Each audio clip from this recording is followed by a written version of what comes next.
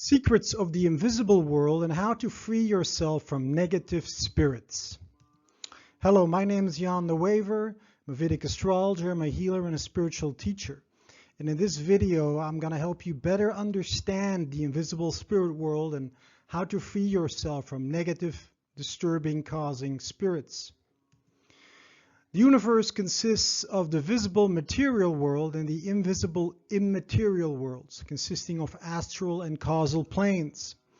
Now, in the material world live material beings, souls that are incarnated.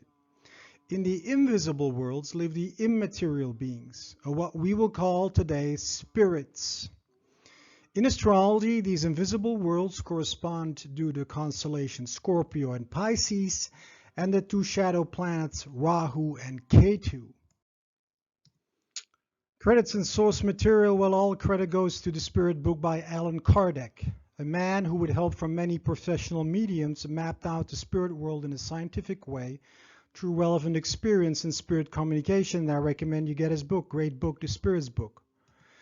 I've added what I believe to be here his best core ideas for this particular topic, and I added my own insight based on my own experience in this field. Characteristics of good versus evil spirits. There are good, pure spirits, neutral, and evil spirits in the universe. Spirits belong to different classes of power, intelligence, knowledge, and morality. Those of the highest order are distinguished from those below them by their superior purity, their bliss, and their knowledge, their nearness to God, and their love of goodness. They are angels or pure spirits. The other classes are more and more distant from this perfection. Those of the lower ranks are inclined to most of our lower passions, hatred, envy, jealousy, pride, and are tormented by them. They take pleasure in evil. They are demons or impure spirits. Among them are those who are neither very good nor very bad, but are teasing, troublesome, rather than malicious, are often mischievous and unreasonable, may be classed as giddy, foolish, or neutral spirits. The qualities of your soul are those of the spirit incarnated in you. A good person is the incarnation of a good spirit, and a bad person is that of an unpurified spirit. You as a human being are always surrounded by a number of invisible, sympathizing spirits attracted to you by your temper, your tastes, and tendencies. So that every person who enters a meeting brings with him a group of spirits in sympathy with himself. You're never alone. Like attracts like in spirit and material world. You can judge spirits as we judge people, by their language. The quality of its language will determine whether it's a good or evil spirit. The language of spirits is always in accordance with the degree of their rank.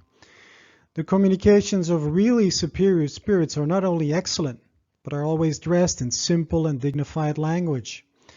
Kindness and benevolence are another essential attributes of purified spirits.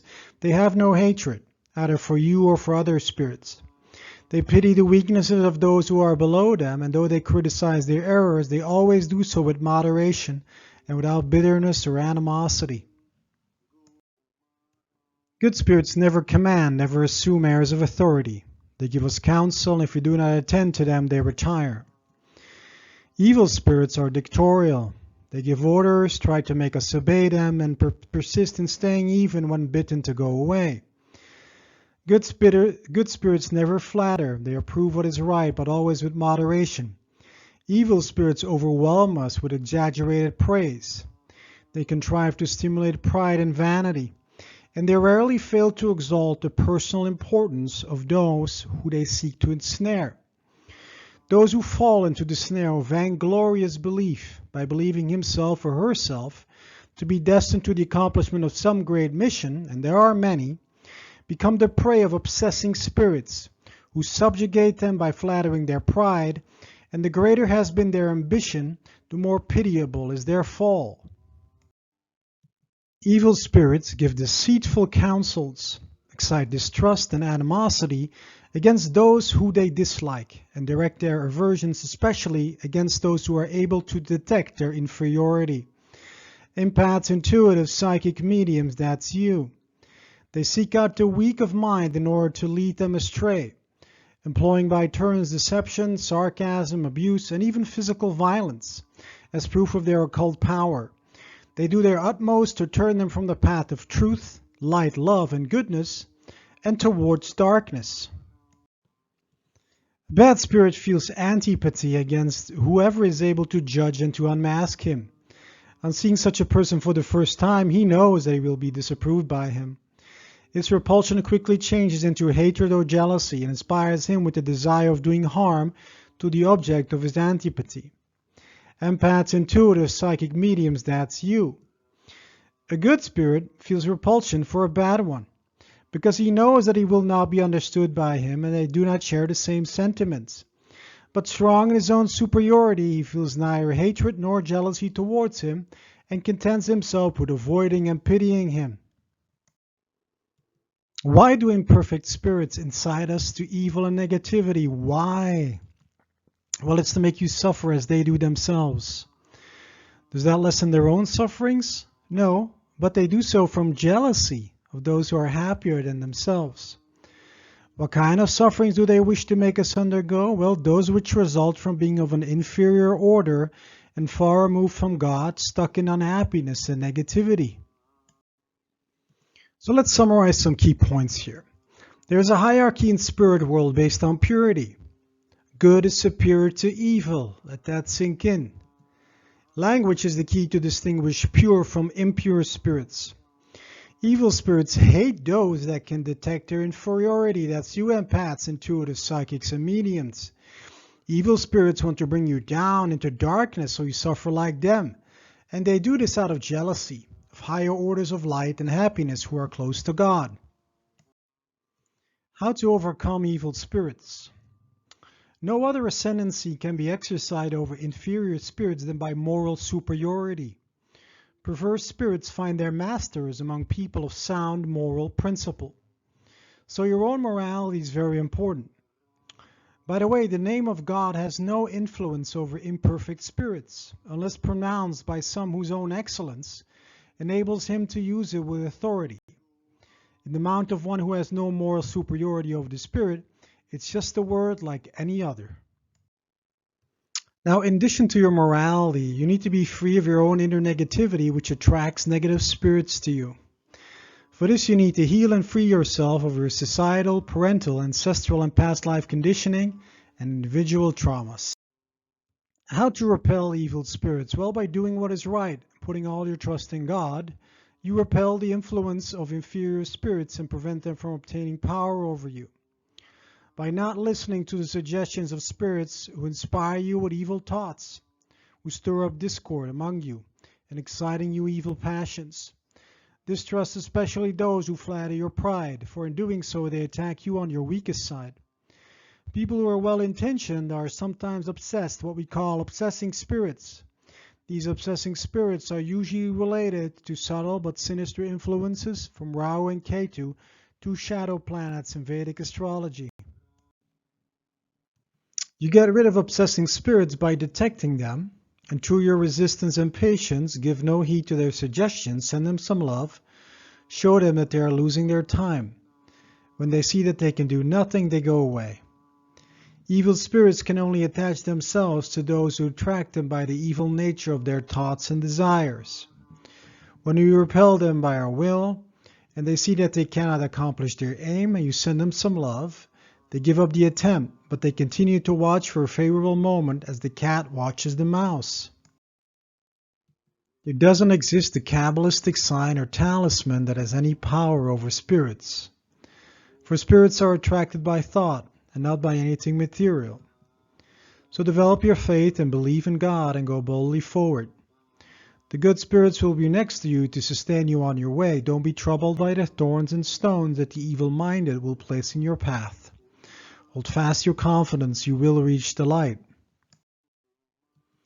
There are protecting spirits for individuals, societies, and towns, and maleficent spirits who attach themselves to groups as they do to individuals, and whose insidious action, if not promptly resisted, will spread obsession among their members like that of a contagious disease by a sentiment of hostility, perversion of the moral sense, and the destruction of harmony. Here a strong appeal to good spirits is needed for aid in bringing back all the members of the group to a sentiment of charity and a continuous resisting of the evil machinations of the evil spirits. In doing so, we open the eyes of the victims of evil spirits to the real nature of the influence under which they have fallen. The mission of superior spirits is to aid your moral progress and thus to help you forward on your road to perfection. He or she who is assisted by good spirits has nothing to fear, for she dominates inferior spirits and they cannot dominate him. So attracting good spirits to you is another core strategy. Renounce your ego, because only through humility will you attract good spirits to you, and if good ones do not come to you, bad ones will take the place left vacant by them. Good spirits only give their aid to those who serve God with humility and disinterestedness. They disown all who use heavenly things as a stepping stone to earthly advancement and withdraw from the proud and ambitious. Pride and ambition are a barrier between man and God, for they blind man to the splendors of celestial existence, and God cannot employ the blind to make known the light. What grieves the good spirit the most is your selfishness and your hard-heartedness, for these are the root of all your troubles. They smile at the imaginary sorrows that are born of your pride and ambition. It is only the weakness, carelessness, or pride that gives strength to bad spirits. Their power over you comes solely from you not opposing sufficient resistance to their action. Now, what is the most effective method of ensuring one's own improvement in the present life and resisting the attraction of evil? It's the age-old wisdom, know thyself. Let he or she who is firmly resolved on self-improvement examine his conscience in order to root out his evil tendencies as he roots out the weeds from his garden. Let's summarize some key points. Only moral superiority gives ascendancy over impure spirits, so do what is right and put your trust in God. In addition to building up your morality, you need to be free of your own inner negativity caused by trauma and conditioning, which attracts negative spirits to you. The deceptive machinations of evil spirits and evil people need to be resisted and repelled in personal and group life by your willpower. Resistance and not passivity is required here. By gaining the assistance of good spirits, you have nothing to fear, for you dominate inferior spirits and evil people, and they cannot dominate you. Evil, well-meaning individuals can have an obsessive spirit inflating their pride, ego, and ambition, stirring up acerbic demonic emotions and leading to unfavorable outcomes. So know thyself. And the last evil spirit we all need to drive out is our ego, the false idea of separation from God. The ego needs to be renounced for the sun, the soul, the Atman to shine. This is what enlightenment is. Now, what would be a great next step for you in the theme of Know Thyself? Well, I have a core service, Vedic Natal Chart in-depth analysis and consultation, where I will analyze your chart over 6, 7, 8 hours, analyzing your karmic strengths and weaknesses, driving out negative and obsessive spirits, and helping you forward so you can start your own inner journey of healing and karmic improvement. The end result is that you can become free from stubborn financial, emotional, relationship, career, and health problems and live a better life. In addition, my work attracts good spirits to my clients' lives to further guide them onwards and upwards. If you want to find out about my services, you can find me and consult me here at www.vedisastrolog.be. It's www.vedisastrolog.be. I also want to invite you to subscribe to my channel, to make a comment, to share this video. I feel it's important for everyone to understand better the spirit world so you can be free from negative spirits. I want to thank you for listening. God bless. Namaste.